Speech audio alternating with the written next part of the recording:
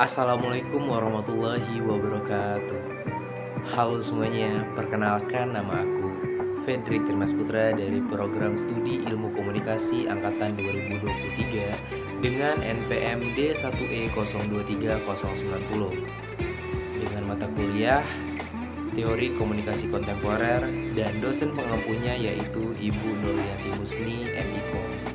Nah, di sini saya akan menjelaskan teori media baru dari teori komunikasi kontemporer dan saya di sini akan menjelaskan teori media baru ini sebagai video pembelajaran saya. Nah, tanpa berlama-lama, mari kita langsung ke poin-poinnya saja. Baiklah, selamat menyaksikan. Nah, halo semuanya. Di sini saya akan menjelaskan apa sih itu teori media baru. Baru adalah kerangka pemikiran yang berusaha memahami dan menjelaskan fenomena media digital dan teknologi komunikasi kontemporer. Bukan hanya itu saja, teori media baru mengacu pada pendekatan konseptual untuk memahami media digital, internet, dan teknologi komunikasi yang muncul sejak akhir abad ke-20 dan awal abad ke-21. Teori ini berupaya menjelaskan bagaimana media baru berbeda dari media tradisional dan bagaimana hal tersebut mempengaruhi masyarakat.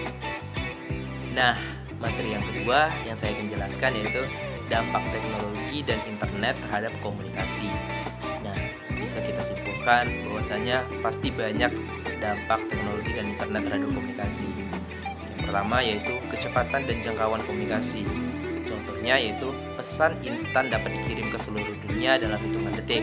Contohnya saja, saya mengirimkan pesan terhadap teman saya yang ada di Singapura atau di Malaysia, itu sangat cepat dalam hitungan instan. Ini 1 detik itu sudah terkirim ke mereka. Nah, yang kedua yaitu komunikasi jarak jauh menjadi lebih mudah dan terjangkau.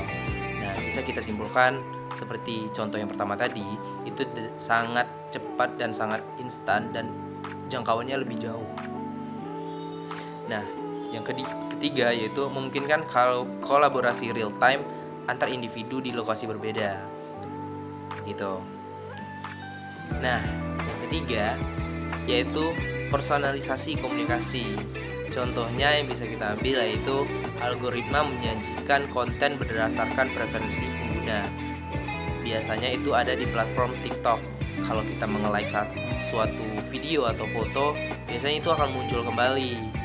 Nah, yang kedua yaitu iklan dan pesan yang ditargetkan secara individual. Nah, bisa kita contohkan itu ketika kita searching sesuatu atau masuk ke platform, ke web yang ilegal, biasanya itu ada beberapa iklan yang langsung menargetkan kita secara individual. Yang ketiga yaitu kemampuan untuk menyesuaikan pengalaman komunikasi. Nah, yang keempat dan yang kelima yaitu demokratisasi informasi. Contohnya bisa kita ambil yaitu akses yang lebih luas ke sebuah informasi. Itu biasanya untuk sekarang itu adanya AI seperti Gemini dan Cloud. Yang kedua yaitu kemudahan dalam mempublikasikan dan membagikan ide. Biasanya itu kita mengepost sesuatu ide kreativitas kita di Twitter ataupun di Instagram. Yang ketiga, peningkatan potensi untuk gerakan akar rumput dan aktivisme online. Nah, yang kelima, transformasi ruang publik. Contohnya yaitu media sosial sebagai arena diskusi publik. Itu banyak sekali, biasanya itu di Twitter. Nah, yang kedua yaitu blur antara ruang publik dan private. Yang ketiga, munculnya fenomena viral dan trending topics. Ini bisa kita ambil di Twitter dan TikTok. Itu biasanya trending topiknya itu selalu keluar, apapun yang berbau-bau yang terbaru, politik atau yang lainnya. Nah, materi selanjutnya yaitu karakteristik media baru. Apa aja sih karakteristik dari media baru ini? Tentunya kan banyak tuh. Nah, sebelumnya yaitu media baru yang sering diidentikan dengan media digital memiliki sejumlah karakteristik unik yang membedakannya dari media tradisional. Karakteristik ini telah mengubah cara kita mengonsumsi dan memproduksi informasi. Adapun karakteristiknya yaitu yang pertama interaktivitas. Media baru memungkinkan adanya interaksi dua arah antara pengguna dan konten. Pengguna pengguna tidak hanya pasif menerima informasi, tapi juga dapat memberikan tanggapan, berpartisipasi, dan bahkan menciptakan konten mereka sendiri. Contoh dari karakteristik interaktivitas yaitu berkomentar pada postingan media sosial, bermain game online, mungkin dari voice note atau mic. Yang ketiga yaitu melakukan survei online dan e-commerce. Terus dampaknya yaitu interaktivitas meningkatkan keterlibatan pengguna dan memungkinkan terjadinya dialog yang lebih dinamis. Nah, karakteristik yang kedua yaitu adanya konvergensi. Konvergensi mengacu pada penggabungan berbagai jenis media menjadi satu platform. Batas antara media cetak, siaran, dan digital menjadi semakin kabur. Contohnya yaitu smartphone yang menggabungkan fungsi telepon, kamera, internet, dan berbagai aplikasi lainnya, atau sebuah artikel berita yang dilengkapi dengan video, audio, dan grafik interaktif. Dampaknya yaitu konvergensi memberikan pengalaman yang lebih kaya bagi pengguna dan memungkinkan distribusi konten yang lebih luas. Nah, karakteristik yang ketiga yaitu adanya digitalisasi. Proses konversi informasi menjadi format digital yang dapat diproses oleh komputer. Contohnya yaitu fisik yang diubah menjadi e-book.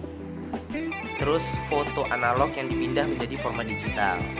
Nah, dampaknya yaitu digitalisasi memungkinkan penyimpanan, distribusi, dan manipulasi informasi yang lebih efisien. Nah, yang keempat yaitu jaringan. Jaringan yaitu media baru sangat bergantung pada jaringan, terutama internet untuk menggabungkan pengguna dan konten.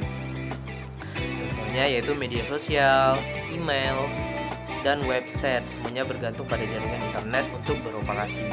Tanpa adanya internet, itu mungkin semuanya tidak berjalan. Nah, dampaknya yaitu jaringan memungkinkan akses informasi yang lebih luas dan memungkinkan terjadinya komunikasi global. Nah, yang terakhir yaitu virtualitas.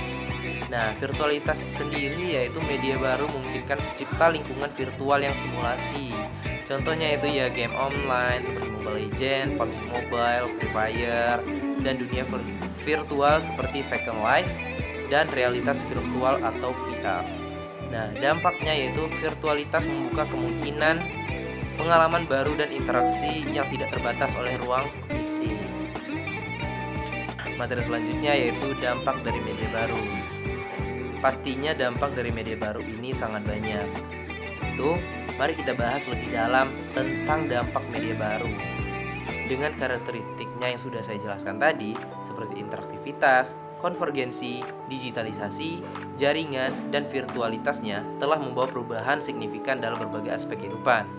Yang pertama yaitu perubahan pola komunikasi. Dalam media baru memungkinkan komunikasi dua arah secara instan, tanpa batasan waktu dan jarak. Ini telah mengubah cara kita berinteraksi dengan keluarga, teman, dan rekan kerja. Contohnya itu ketika kita bermain game, itu bisa mengubah cara kita berkomunikasi secara real time kepada teman dan rekan kerja.